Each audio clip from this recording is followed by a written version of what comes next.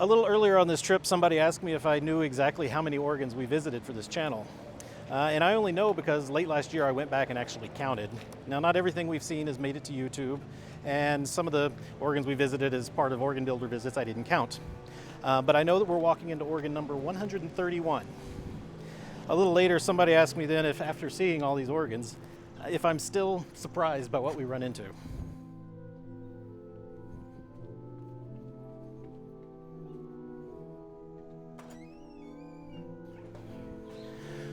The truth is, I'm constantly surprised. You get some preconceived notions when you know who built an organ, when it was built, or how big it's going to be, but those conceptions are often proven wrong, and that's a good thing. 5 years now embarking on this little project and walking into organ number 131. I'm happy to say that I am still constantly surprised, and there are still some organs out there that can completely blow my mind.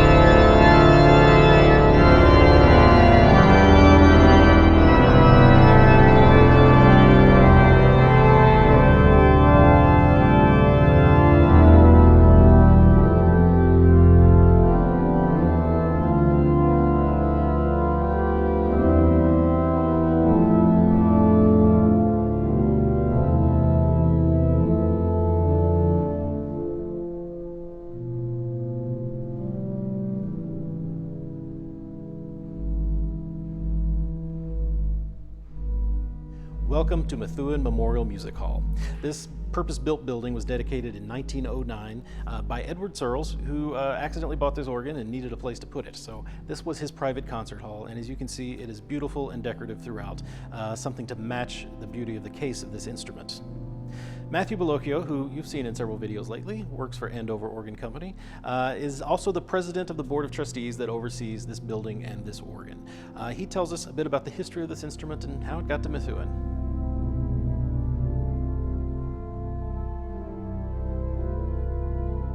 Jenny Lind came to Boston, I think it was in the 1840s or 50s, to give a concert. And there was no large concert hall. So I believe she sang in a train shed or something like that. And it was just, there was pandemonium, and it was just, you know, it left something to be desired. So a group of affluent Bostonians decided that the city should have a proper concert hall. And they formed a committee to raise funds to build a Boston music hall. That having been done, it was appropriate that they should have a decent instrument. They had a small organ that had been built by Thomas Appleton, but it was small and not up to the task and not a prestigious instrument. So they decided that they wanted something really spectacular. They considered and interviewed builders from several different countries, and they settled on E.F. Walcker and Company in Ludwigsburg. Yeah, it's curious that they would go to Europe to find a builder for this landmark American concert hall. Well, the hooks were up and coming and promising, but what is that they say about a prophet is without honor in his own so it must be better if it comes from overseas. Yeah. Okay. What do the hooks know? They're just the local carpenter's son. All right. That sounds familiar. So the contract was awarded to E.F. Walcker and Company in Ludwigsburg. The organ took several years to build. Meanwhile, the case was designed by Boston architect Hammett Billings, and it was built by Herter Brothers, a company in New York City. So they took Hammett Billings' design and ran with it, and the result is this jaw-dropping piece of workmanship, which is made of American black walnut. Now, you have all sorts of allegorical figures, you have the names of the great composers, you have trophies with musical instruments. This was a bit of propaganda. I think the message was that the music of the European masters had taken hold in the New World in Boston, and Boston would bring it to the rest of America. So anyway, the organ was dedicated in November of 1863. So it was dedicated to great acclaim and played for concerts. But as the years went on, you know, today's musical celebrity is tomorrow's musical has-been. The organ gradually started to fall out of favor. And also it had some mechanical issues. With the mechanism was slow, and the organist had the worst seat in the house, that beautiful recessed console, you know, the sound passes over your head, you really can't hear it. Around the 1880s, a new musical ensemble was started, and it was called the Boston Symphony Orchestra. And the backers of the Boston Symphony Orchestra gradually acquired the majority of shares of ownership in the music hall. And it was decided that the growing orchestra needed more room on stage, and there was this organ that was not used that much that was taking up valuable space. So they decided that the organ would be removed. So in 1884, when the organ was only 21 years old, it was removed from the stage. Fortunately, a wealthy trustee of the New England Conservatory purchased the organ for $5,000. Now, to put things in perspective, when the organ was built, it had cost around $60,000, which would probably be the equivalent of $6 million today. So he purchased the organ for $5,000, had it crated, and his intention was to one day donate it to New England Conservatory after they had built a concert hall at the conservatory. So he had a shed built behind the conservatory, and the organ was stored there. 12 or 13 years later, he died, and the organ was still in storage, and it was auctioned off as part of his estate, to settle his estate. And Mr. Searles found out that the organ was going to be auctioned and thought that it would be a shame to, you know, have such a well-known instrument be scattered to the wind, its identity lost. So he decided that he'd have one of his men bid on it. Searles said, okay, you can bid up to $5,000, and completely forgot about it. And then one day, his agent appeared, and he thought, oh, who got the organ? And his agent replied, you did. And he said, and what did I pay for it? $1,500. Oh. So it was transferred to railroad cars and stored in a siding at Methuen until a suitable hall could be built. Also, Mr. Searles had a pet architect, or house architect, I like to say, which was the English immigrant architect Henry Vaughan. So Searles would, according to description, Searles would get an idea, sketch it down, and then hand it to Henry Vaughan and say, okay, you know, make this happen. The most remarkable building designed by Henry Vaughan was not one of Searles' gifts to the city, but it was his own private concert hall, this building. So Searles bought the great organ and decided to have it rebuilt and decided to give it a proper home. It took 10 years to design and build, and the hall was dedicated in 1909. It seats about 300 people, and as I said, was designed specifically for the organ. Just to house the to organ. Look at, and Mr. Searles would sit in the balcony to listen to music, hire an organist, or sometimes maybe play it on his own. But it was basically, it was his private concert hall. There were about 3 or 4 occasions when people were invited in for public concerts. I say public, but they were or friends of his or other affluent people. He would hire an organist. The average person did not get to participate in these concerts. Wow. But the organ had many problems. It had a very slow key action. It had some mechanical issues. It had tuning issues when it was in the Boston Music Hall. So Searles also owned an organ company which occupied the organ factory, the Methuen Organ Company. He had the organ completely rebuilt by the Methuen Organ Company. So they saved the pipes and the case, but the organ received new wind chests, new slider and pallet wind chests, a new wind system with new bellows, a new structural frame, new swell boxes, a new detached console so the organist could hear what was going on. So all of the Walcker components were removed, save for the pipework. Well, the Walcker pipework was So we just had a yes. completely new organ with Walcker. The Walcker pipework and the Herder Brothers case. Okay. But otherwise, tonally it was the same material. However, the organ had to be re-regulated because the Boston Music Hall sat 2,000 people, and this room seats basically 300 to 500, depending on how you cram them in. So it's much smaller.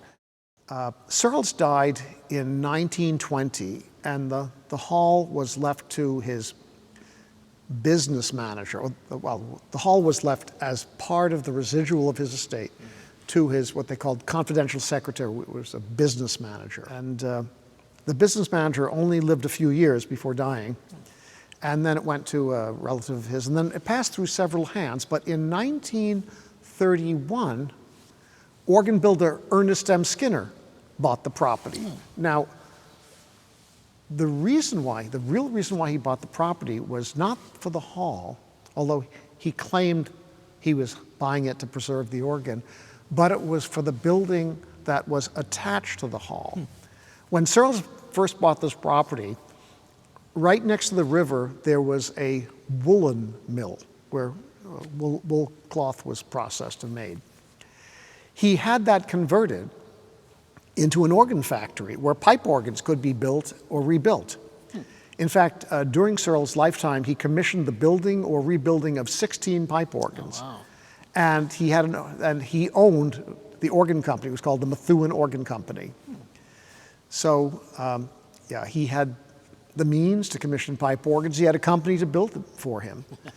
So, when he acquired the great organ, he hired Henry Vaughan to design this hall, which was adjacent to the organ factory. And there's a narrow wing that juts out the back with an arch that connected the factory to the hall so that they could have prospective customers come to the factory and then go through this second floor passageway, end up in the gallery, and be awed by the instrument. So Ernest M. Skinner bought the property in 1931, and when word leaked out, he swore that he bought it to save the organ and was going to hold concerts. And he did hold some concerts here. But as soon as his 5-year non-compete agreement expired, it was suddenly announced that Skinner had gotten the contract to build the organ for the new Washington Cathedral. He had formed a new company, Ernest M. Skinner and Son. In 1942, the U.S. War Production Board banned the construction of new pipe organs. Skinner's business vanished. He ended up defaulting on the mortgage and having to abandon the property. In 1946, a group of Methuen citizens acquired the hall and incorporated it as a nonprofit community cultural and educational center, and they named it the Methuen Memorial Music Hall. They called in Donald Harrison, who did a survey of the instruments, and they found there were a number of ranks missing, the reeds on the grate, a lot of basses of flutes. One wonders if Skinner used them for projects. We may never know. So the organ was a bit incomplete, things weren't working. So Aeolian-Skinner kept the wind chests and the console shell, but made the console movable, put in a new electro-pneumatic stop action with a remote combination action. The organ only had a very primitive setter board combination action. They swapped a number of ranks around to conform to Harrison's tonal tastes. So while there are a lot of the Walcker pipes remain, Some of them were assigned to new areas, or, for example, the great principal chorus, the Walcker great principal chorus, was that pipework was used for a cornet, and then Harrison put in a new principal chorus, also new principals and some flutes on the Positiv as well. Yeah. So we're getting a lot of Aeolian-Skinner sounds. Yeah. So it's part Aeolian-Skinner, part Walcker, but much of the Walcker pipework survives.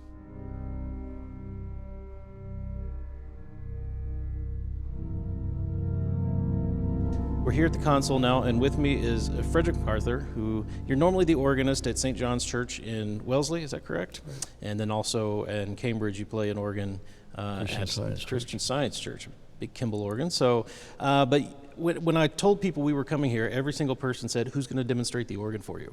And when I said, "Well, I think we're going to get Fred MacArthur to do it," everyone went, "Great, he's the perfect person to do it." So, what's your history with his instrument? Well, I first heard the organ in 1953. Concert was given by Virgil Fox, and of course I had never seen the organ before or heard it, but I'd heard and read much about it through the years. And you know, one walks in and sees this thing and wow. I do remember the organ was very bright, and the truth is Harrison never tonally finished the organ. Oh, really? There were money problems. He was having trouble getting paid, and the hall was in a hurry to have the organ finished so they could dedicate it, and he basically planted the pipes and left. Oh, wow. So there we have it.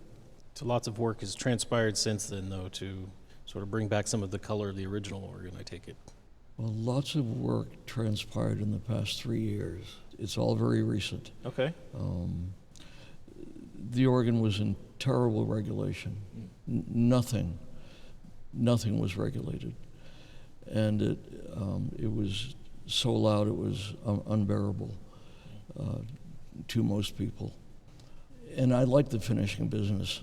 Not that I've really ever been in it, but I've done a few organs.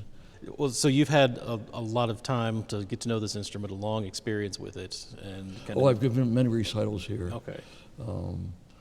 First one was in 1966.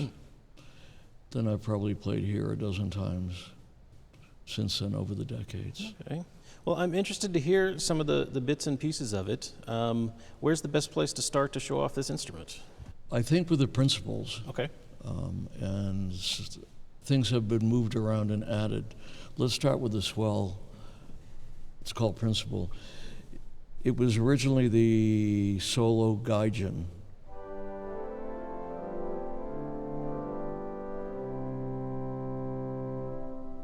Up until 3 years ago, that was pushed quite a bit, so it was mostly snap, crackle, and pop. Mm-hmm. Yeah, that sounds much smaller than a solo scale gaijin. It's quite small. It's really big string. The great Gemshorn is referred to, it's a Walcker stop, was always referred to as the great second diapason.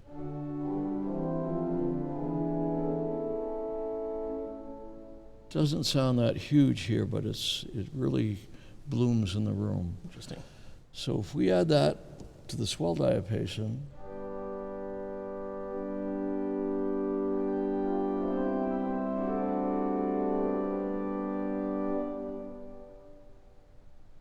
what is now the Positiv was the original choir. Okay. And this 4-foot principal was originally the choir 8-foot diapason, although it was called some kind of a flute. We just recently added a unison off and a Positiv to Positiv 16, so we can now get that back at 8-foot pitch.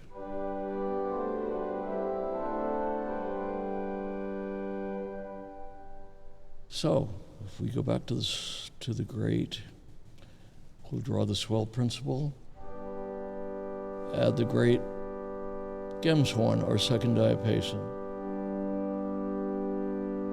add the choir diapason,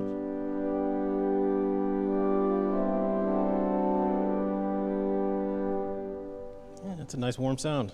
It's a very warm sound. Now, where do we go next? We can go to the Harrison diapason, great principal.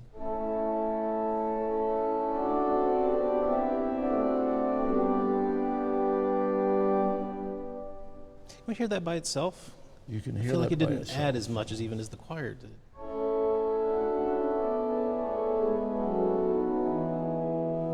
It's got some character. It's just not really very large. Yeah, it's not as big as I was expecting.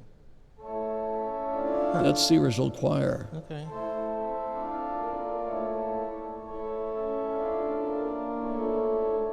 Yeah, huh. Interesting. It's good you've got all of those to combine together then when you need a bigger sound. Get a much bigger sound. Now, when we were doing the regulation of the great mixtures, there was a stop here called, I think it was Grand Cornet. And it was always said among the local organ builders that Harrison just tossed a bunch of old pipes in there.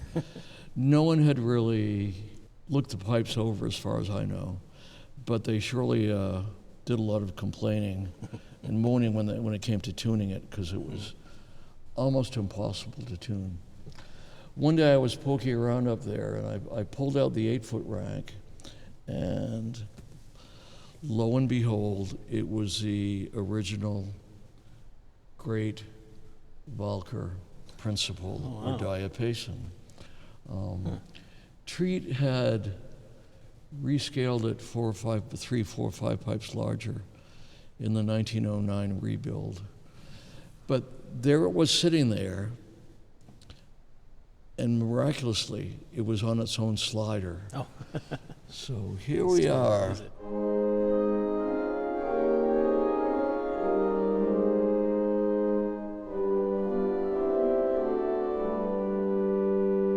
It was in terrible regulation. Yeah.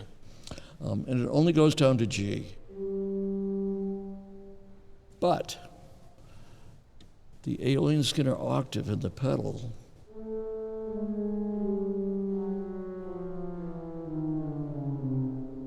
is a decent match, so someday we'll Just extend we'll that down marry to there. those. Okay. That's much more the principal sound I would expect for on the great, much rounder sound than the Aeolian-Skinner. Absolutely. So we have great. What's a good key? D flat. So swell, great Gems horn. Choir open.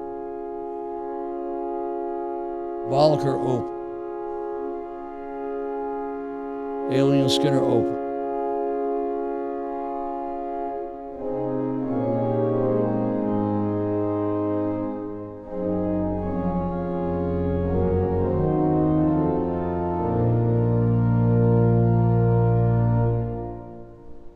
Now, before we added the Positiv to grade 16, and before we did any tonal regulation, the 8-foot foundation was the Swell principle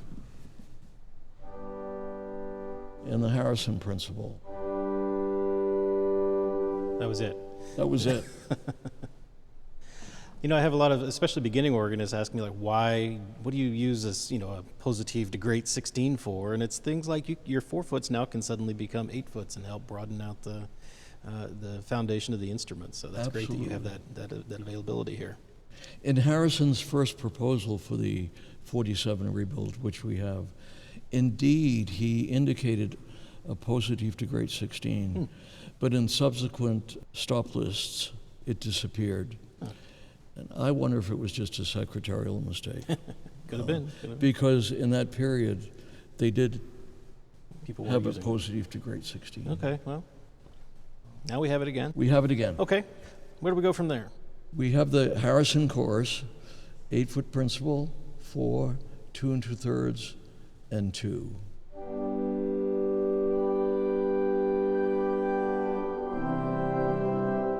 That's 5 1/3.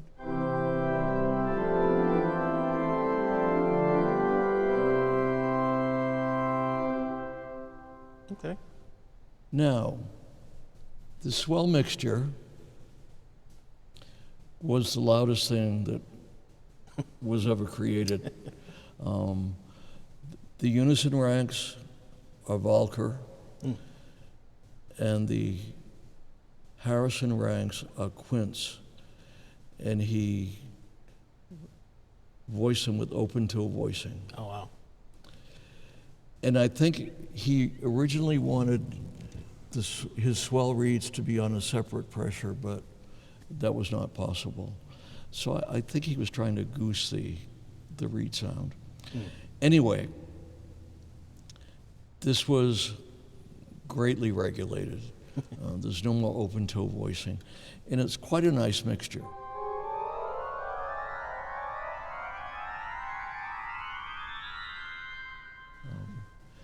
Very much like a Harrison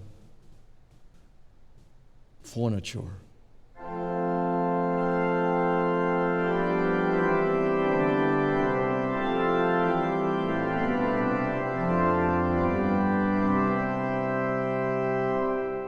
Very nice. Yeah, that's nice. And we do have mixtures in the grate, though, as well. We have mixtures in the grate. Well, first let me tell you about this mixture. The other piece of that Grand Cornet, it turned out that the 4-foot, tuned 2/3, and 2-foot were the original great chorus. Oh. Then they added a 1 1/3 from the old cornet mixture. Okay. And they got the tierce by chopping off the Walcker great 4-foot Fugara. They chopped it and they goosed it, and it was absolute disaster. It was so loud it barely spoke. So here we have the octave 12th, 15th, 1 1/3. And if we add that to the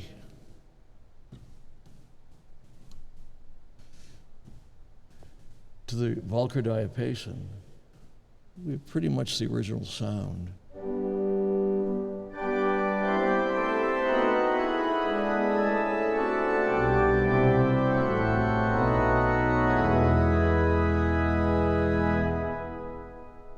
Big, bright sound. It's a nice bright sound. It's very full, and that diapason has become a favorite of most organists in the past couple of years. I can understand why. Yeah, it's a lovely sound. Now we get to the Walcker mixtures. They're Walcker pipe work, but they were reworked. The pitches were reworked by Harrison. Actually, in the records, it was Larry Phelps, young Larry Phelps, who laid out the mixtures in the Aeolian-Skinner factory. So we have a furniture.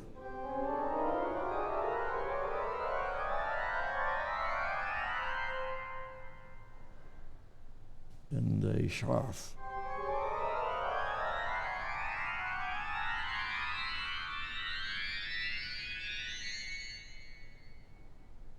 So those are the Walcker mixtures. We can simply add them to the Harrison stuff.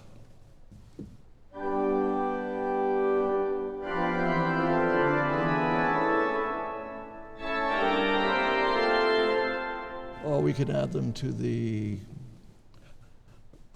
Walcker Foundation.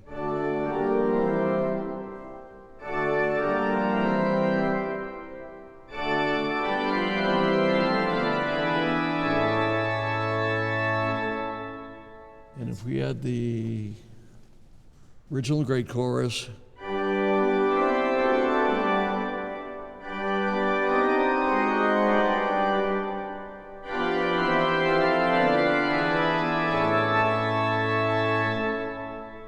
That's a lot of options. It's amazing how much variety you have there.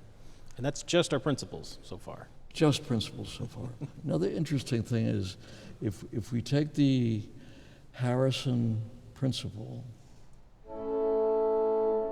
the original choir principle, which is now 4-foot, really goes beautifully with it.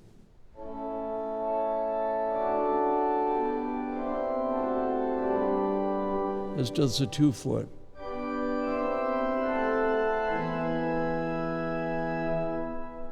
Interesting, the scales just match. Scales Wow. match beautifully. Huh. Many, many options. If we delve further into the great chorus, this is beautiful 5 1/3 gross quint. Walcker. Beautiful voicing.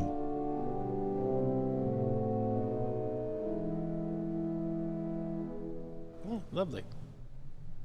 Is the gross tierce.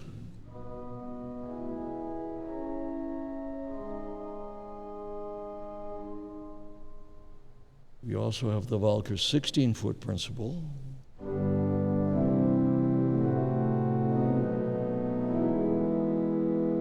With the 8-foot Walcker.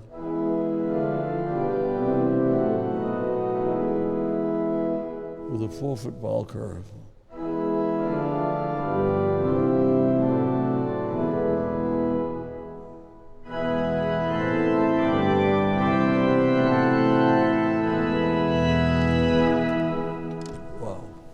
Didn't mean to do that. The great had 1 or 2 doppelflutes. And Harrison was not a big fan of doppelflutes. Of the 3 or 4 that were in the organ, they're gone. Oh, wow. So we have a nice gedect.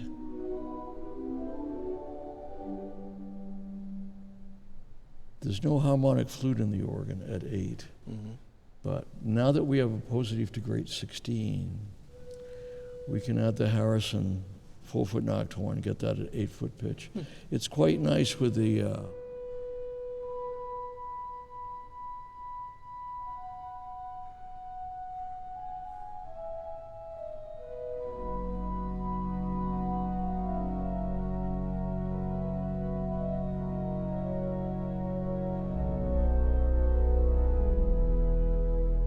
Yeah, that's lovely. it works. Someday we'll have that harmonic flute.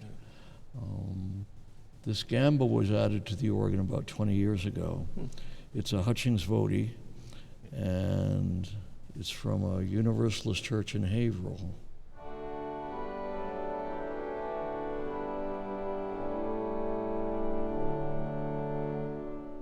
It's nice in many ways. Yeah. The Gemshorn, flute, Harrison, Walcker.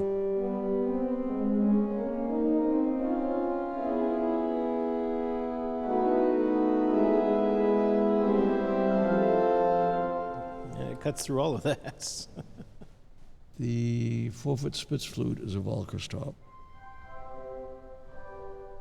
Goes beautifully with the Gemshorn. This does the 2-foot Walcker flute. Yeah, very nice. The great 16-foot viola is Walcker down to tenor C, and Aeolian-Skinner replaced the bottom octave with a wonderful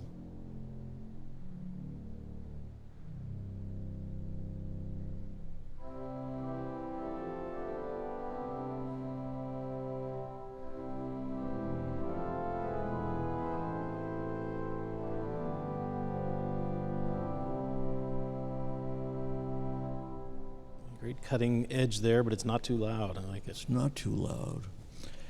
The original great viola da gamba is now in the pedal, cello. It's lovely.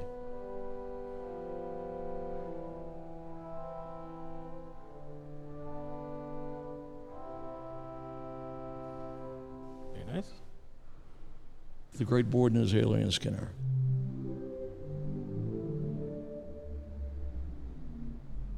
Rather nice. Now we come to the great reeds. Harrison didn't have the money to add great reeds. And these reeds, I believe, were built by Killinger about 50 years ago. Extremely powerful and very bright. We managed to soften them about 40 or 50% as far as they go. And they're still too damn loud. They're too loud and too bright.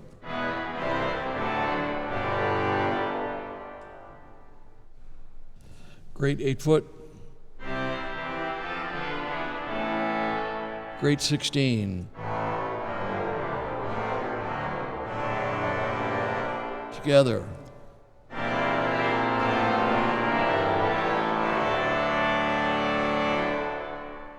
Very interesting about the 8-foot. If we add the Walcker diapason to that, almost get a tuba sound. Yeah, almost. In fact, several organists have asked when we added the tuba to the organ, which is on the dream list. Of course. The 4-foot clarion would not soften. Oh, really? So it's now a blank knob. Okay. Future expansion. Swell. Okay. We heard the 8-foot principle, which was in the original solo. It was called the Gaijin. The organ retains its original Aeolian. Every organ until 30 years ago had an Aeolian.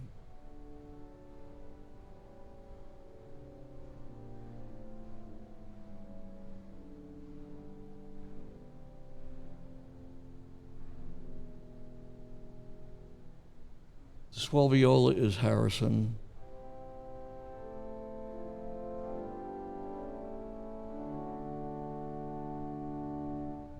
As is the Celeste.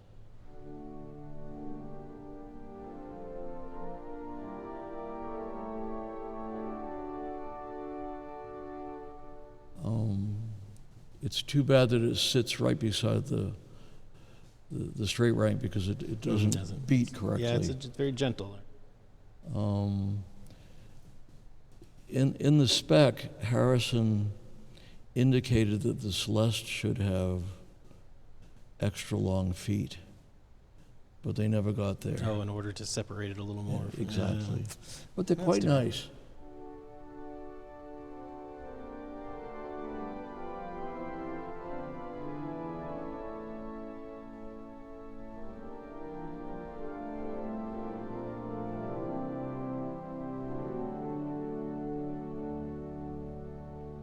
Still functional, yeah. The swell octave is Walcker. I forget where it's pulled from.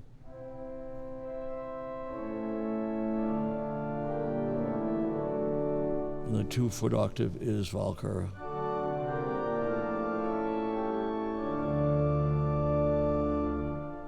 And we have the swell mixture, which is combination Walcker and Aeolian-Skinner.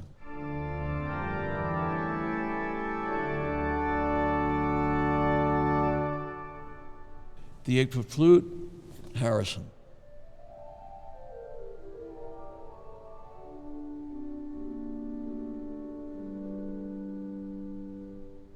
Four-foot flute is Walcker.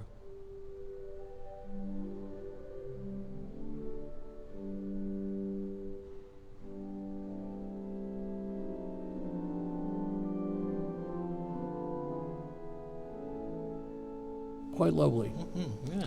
And there's a Walcker piccolo.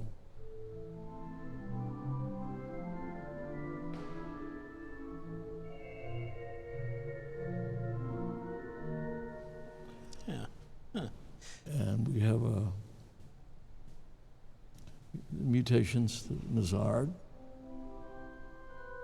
and a Walcker cornet, tierce.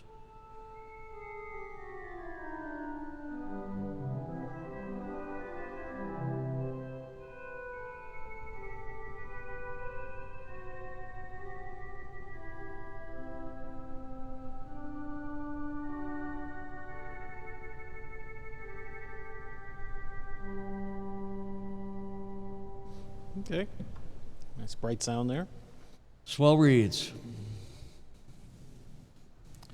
Aeolian-Skinner trumpet.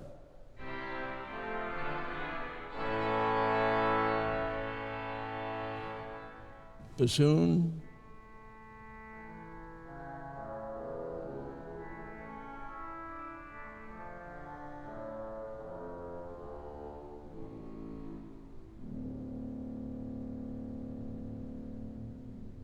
the trumpet. It's quite nice.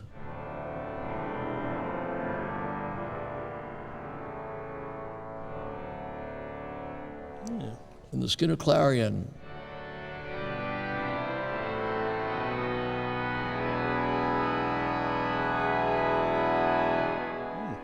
Yeah, it's lovely. And the Skinner oboe.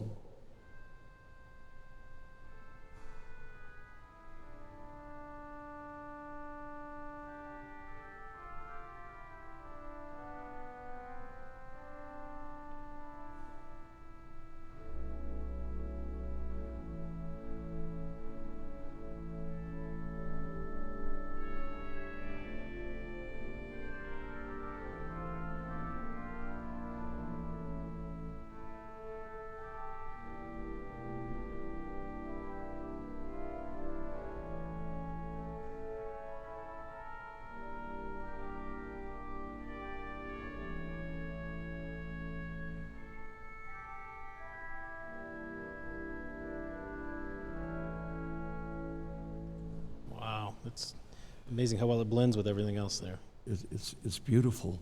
Ray Najum was here to do the concert on the 2nd of July, our 4th of July festival, and he loves that Swell oboe.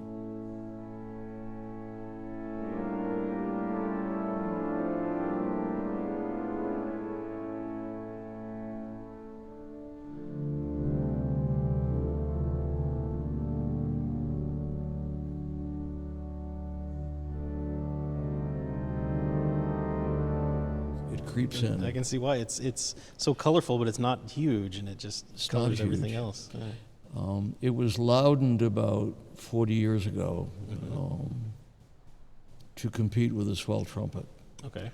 But we knocked that back. I think it was the right choice.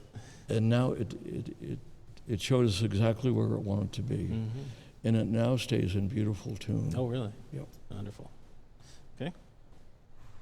So there we have full Swell.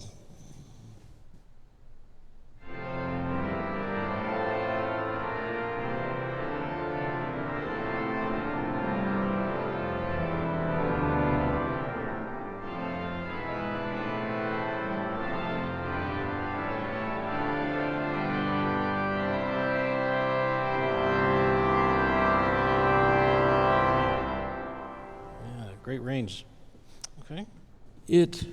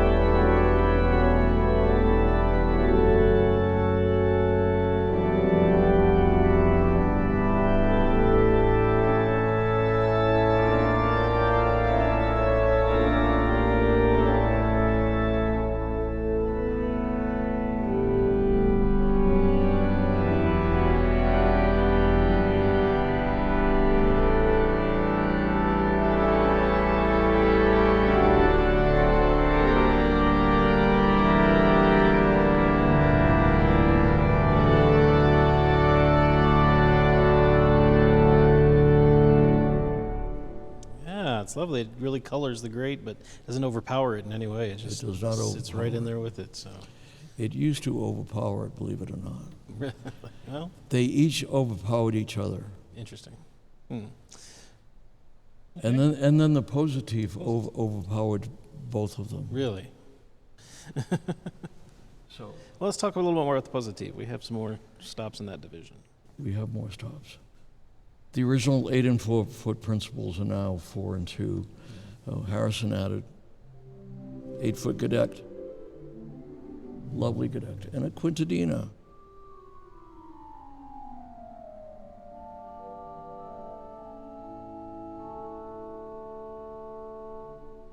Very beautiful, gentle. blends with all sorts of things.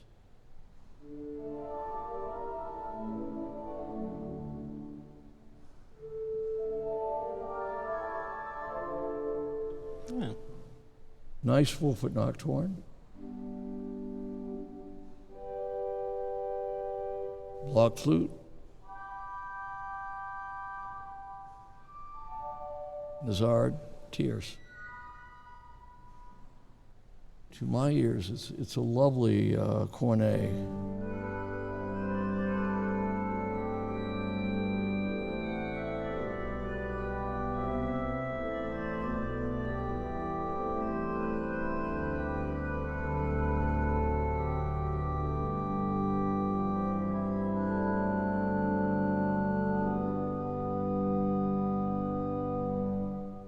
Yeah, I agree. The 1 foot is the Walcker 1 foot.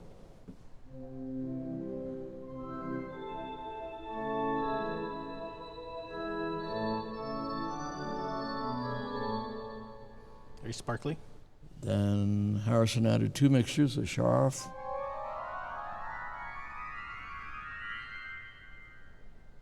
and what he calls a Zimbal. It's one of his repeating mixtures.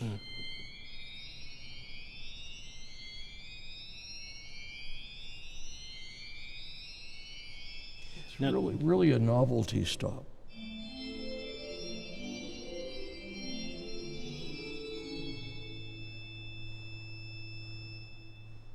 it's still it's just breaking every octave. It doesn't actually, or is it breaks wired? twice within an octave. Oh wow.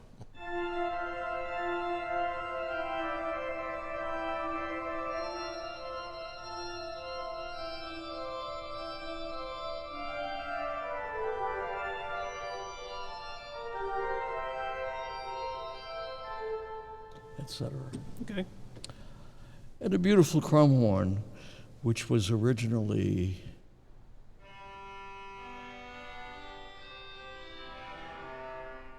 in the choir, which Okay. is the top manual. So let's go to the choir. Yeah, the choir, and uniquely, the choir is on the top manual on this It's organ. on the top. So, It has a Walcker string and another string which was tuned as a Celeste. Again, unfortunately, they sit beside each other.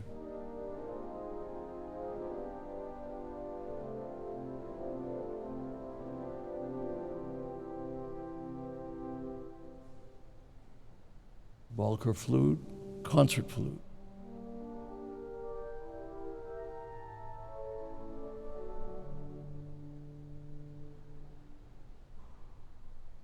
Traverse flute.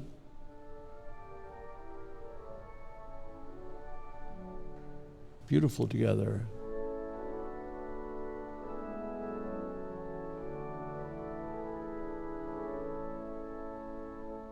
Walcker Gemshorn is, it was originally a 4-foot stop.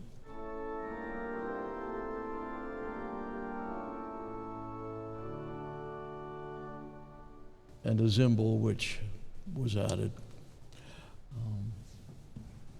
Harrison added a 16-foot quinteton.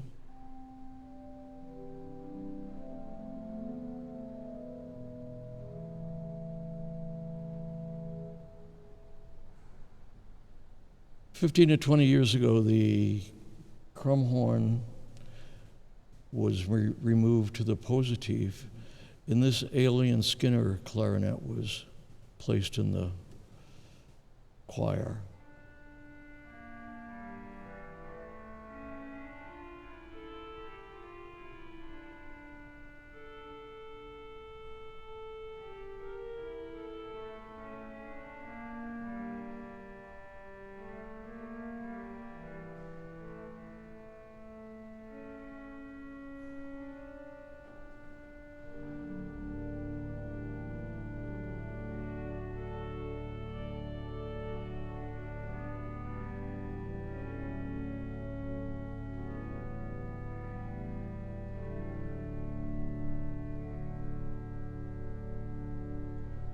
that's lovely.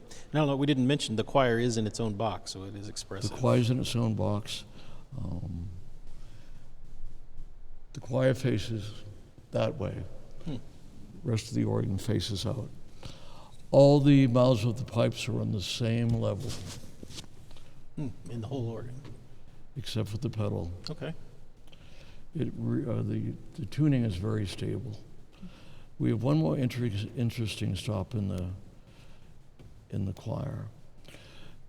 The original Walcker Vox-Humana did not last long, maybe 10 or 12 years. And it was replaced by a Hook and Hastings Vox-Humana. This could be the Hook and Hastings Vox, or it could be a Vox which Treat made. I don't know.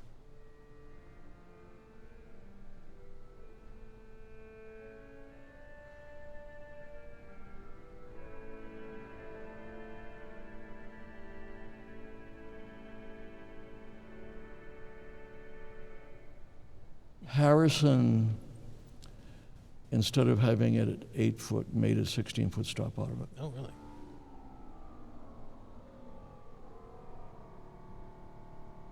It's lovely with the swell strings.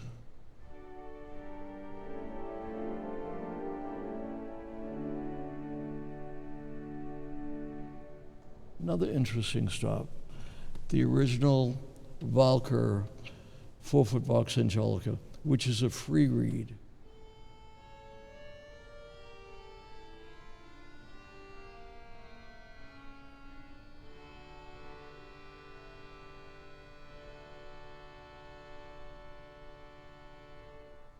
Oh, what a unique sound. There's a lot of color in there. So that your choir almost is a solo division with some of these It almost is. solo sounds. Not quite as big as you'd might want a solo to be, but We hope one day to move the original solo Gaijin back up to that manual and puts something larger in the swell. okay. Well, we do have a number of independent pedals here too as well, so I want to talk about that division. Let's start with the principal. Okay.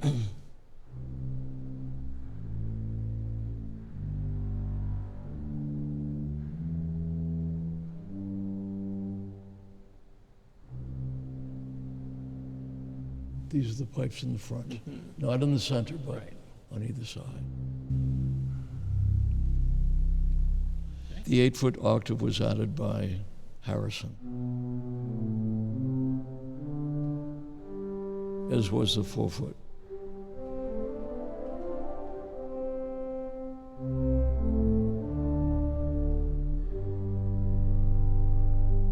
And a 4-rank mixture.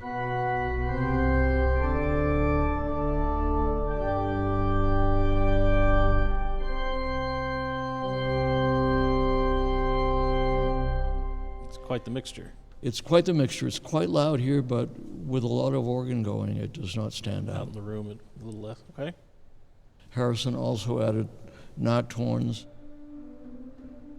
at 4 and 2.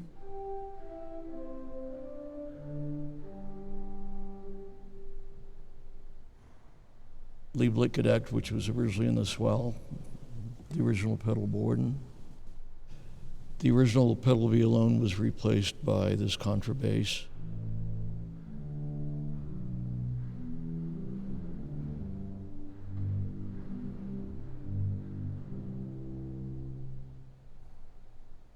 The cello is the original Great Viola da Gamba.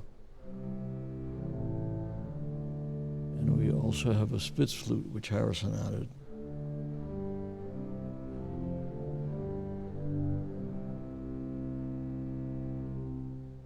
A quint, which is an Aeolian-Skinner harmonic flute.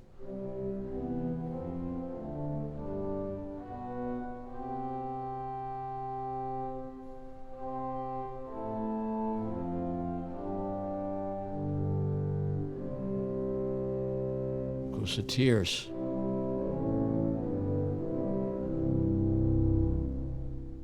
We have the 32-foot Grand Borden from the Walcker. It's quite a stop.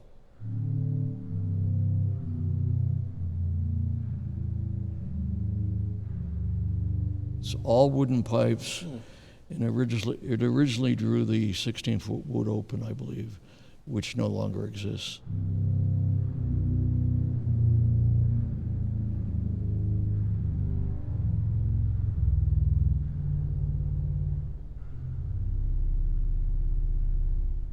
It's very effective. The 32-foot principal is a wood open, except for these 6 pipes.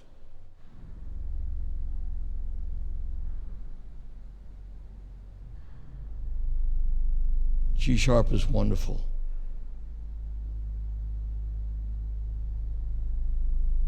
Oh, there it goes.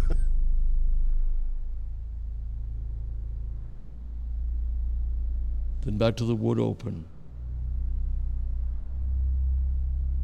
Wood open.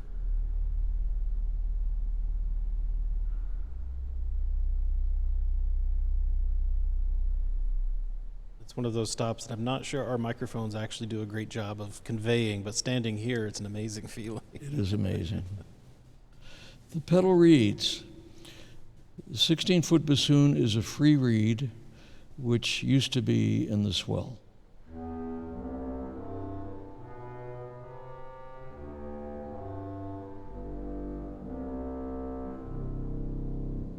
It's a wonderful chorus reed, but it also works well as a solo reed. It's a great sound.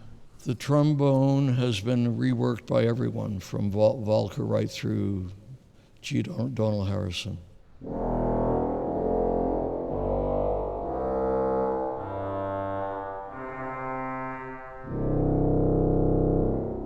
It's a nice sound. The 8-foot trumpet was in the Swell. The 4-foot reed was in the Swell.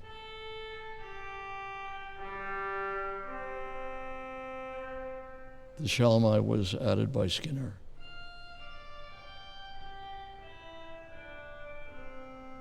At 16, 8, and 4, quite the sound.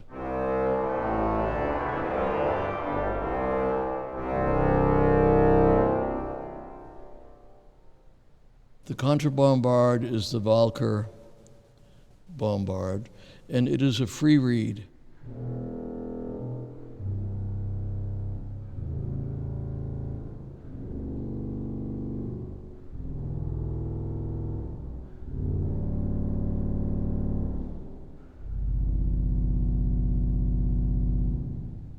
Not terribly loud, but it really... Yeah, it's got a lot of impact. It must be a gigantic reed in that boot to have that much power behind a free reed. A lot of power. So that's pretty much it. Can't forget the chimes. Yeah. Recent addition. This is fantastic to sit and hear. It's really interesting to compare the Walcker choruses with the Harrison choruses, and just different centuries all kind of working here together. They work together. They really do. They kind of complement each other well. But I know it's also been cared for and kind of sculpted into a more cohesive sound. So it's great to hear it, and I'm glad it's getting so much use and attention. It's getting lots of attention. To go back to how the tonal finishing happened, I'm very sensitive when it comes to hearing. And before COVID, I offered to hold notes, which I love to do, for the organ tuner, to save the hall some money. And began by, can we soften this pipe a little bit, and that one a little bit, and that one a little bit. And we softened, we regulated maybe 200 or 300 pipes, and it really began to make a difference. And then I enlisted Dan Kingman, who has worked for Austin for about 50 years. Wonderful voicer and finisher, and a great friend. He came and did the mixtures. And both Jonathan Ambrosino and Jonathan Ortloff gave some time. And we got everything done over let's say, a 2.5-year period. Really? So it's been a team So, effort here. We got through every pipe in the organ. And these guys gave their time. Otherwise, it probably would never have been done. So That's great to hear, and it's great to hear that so many people care about this landmark of an instrument. really care about it. That it's going to continue to be cared for and keep sounding for many years.